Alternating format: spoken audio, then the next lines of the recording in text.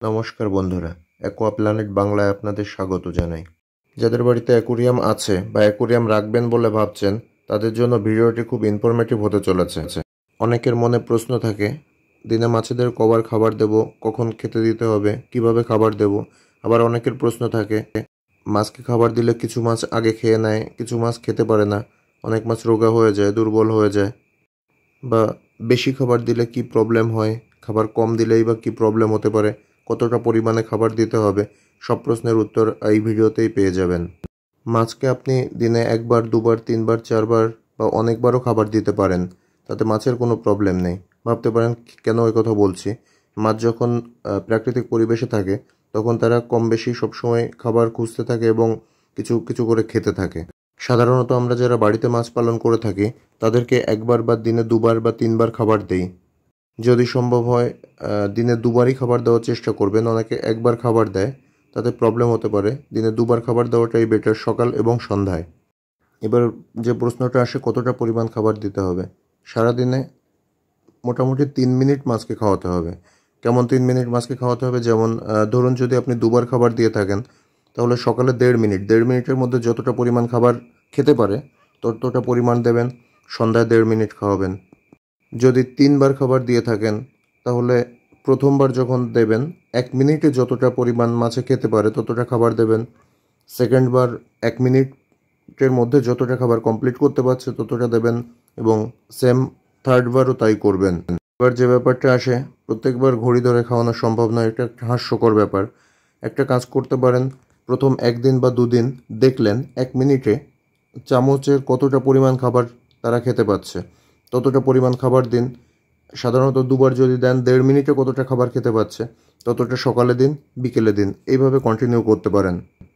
একটা প্রবলেম এসে যায়, যেটা কিছু মাছ, এটা আমাকে অনেকে বলে থাকে, খাবার দেওয়ার সঙ্গে সঙ্গে কিছু মাছ এসে খেয়ে নেয়, কিছু মাছ খেতে পারে না, সেগুলো দুর্বল হয়ে যায়।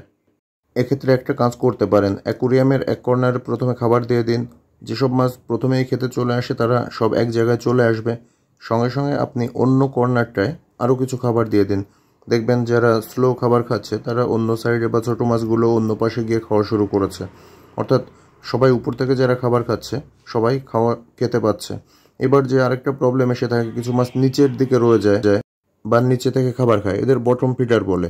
সাধারণত 3 ধরনের মাছ হয়ে থাকে, টপ ফিডার, মিড ফিডার আর বটম ফিডার।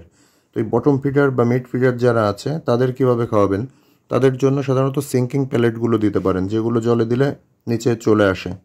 সিঙ্কিং প্যালেটগুলো যদি না থেকে থাকে, তাহলে ফ্লোটিং প্যালেট কিছুক্ষণ আগে ভিজিয়ে রাখুন। দেখবেন জল ভরে ওটা ভারী হয়ে গেছে, পরে যখন অ্যাকুরিয়ামে দিয়ে দেবেন তখন ওটা নিচে চলে যাবে। তখন যেসব বটম ফিডার মাছ রয়েছে, যেমন প্লাকো বা বিভিন্ন ক্যাটফিশ জাতীয় মাছ, তারা নিচের খাবারগুলো খেয়ে নেবে। এবার আসা যাক, খাবার বেশি দিলে কী প্রবলেম হতে পারে। কিছু মাছদের খাওয়ার প্রবণতাটা অনেকটা বেশি, যেমন তার মধ্যে রয়েছে গোল্ডফিশ। এদের যখনই খাবার দেবেন তখন দেখবেন খেতে থাকে, আবারও খাবার দিলে আবারও খেতে থাকে। তো এরা অসুস্থ থাকলেও এরা অনেকটা বেশি খেতে চায়। তো এদের বেশি খাবার দিলে চলবে না, এতে এরা অসুস্থ হয়ে পড়বে আর হজমে প্রবলেম দেখা দেবে বা বিভিন্ন রকম প্রবলেম হবে। তারপরেও যদি আরও অতিরিক্ত খাবার রয়ে যায়, সে খাবারটা নিচে গিয়ে পচে যাবে, অ্যামোনিয়া তৈরি করবে, যা মাছের মৃত্যুর একটা অন্যতম কারণ ধরে নিতে পারেন। আর খাবার কম দিলে কি প্রবলেম হতে পারে এটা সবারই জানা আছে। পুষ্টিহীনতায় ভুগবে মাছ, ধীরে ধীরে রোগা হয়ে যাবে, বিভিন্ন রোগ জীবাণু আক্রমণ করবে। অর্থাৎ আমাদের খাবার দেওয়াটা, মাছের মেইন খাবার আর জল। জল ঠিক থাকলে, খাবার সঠিকভাবে দিতে পারলে অত ওষুধেরও দরকার হবে না। অনেকে এই ট্রিটমেন্ট ওই ট্রিটমেন্ট, অত ট্রিটমেন্টের দরকার হয় না। আজকে দুধ জাতীয় কোনো খাবার দেবেন না, বাইরের বিস্কুট বা অনেকে ঘরোয়া কোনো খাবার না জেনে দিয়ে থাকে। এতে জলটা নোংরা হতে পারে, অ্যামোনিয়া সৃষ্টি হতে পারে, মাছ মারা যাওয়ার সম্ভাবনা রয়েছে। এবার অনেকে প্রশ্ন থাকে, পুকুরের মাছের যে খাবারগুলো দেওয়া হয় সেটা অ্যাকুরিয়ামের মাছকে দেওয়া যাবে কি না? এর উত্তর না। কেন? পুকুরের মাছকে যেসব খাবার দেওয়া হয় তাতে হাই প্রোটিন থাকে, ওদের গ্রোথ বাড়ানোর জন্য অনেকটা মতো তৈরি করা হয়। আর আমাদের অ্যাকুরিয়ামে যেসব মাছ থাকে প্রোটিনের পরিমাণ একটু কম থাকে। আমাদের অ্যাকুরিয়ামের মাছের কালার দরকার এবং দীর্ঘ আয়ু চাই আমরা, তার জন্য এদের খাবার আলাদাভাবে তৈরি করে থাকে। অর্থাৎ পুকুরের মাছের যে খাবার, এটা আমাদের খাওয়ালে চলবে না। আর লাইভ ফুড যদি সম্ভব হয়, কখনো কখনো লাইভ ফুড দিতে পারেন, মশাল্লার বা ব্রাইন সিম বা অনেক কিছু আছে যে লাইভ ফুডের মধ্যে পড়ে, এগুলো দিতে পারবেন। তবে মনস্টার জাতীয় গ্রুপের যেগুলো আছে তাদের আপনি একদিন বাদে একদিন বা 2-1 দিন পর পরই দিতে পারেন।